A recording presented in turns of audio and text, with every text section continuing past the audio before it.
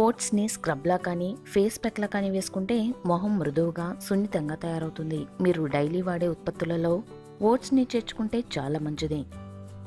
Oats వల్ల ఎన్నో అద్భుత ఉపయోగాలు ఉన్నాయి. వాటి గురించే ఇప్పుడు తెలుసుకుందాం.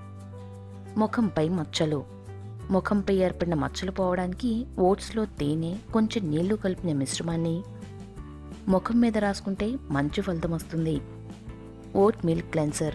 పొడి చర్మం తొందరగా జిడ్డు పట్టడం ఇలాంటి సమస్యలతో బాధపడుతుంటే మంచినీటిలో కొద్దిగా ఓట్స్ని కలిపి ముఖానికి రాసుకుంటే మంచి ఫలితాలు వస్తాయట.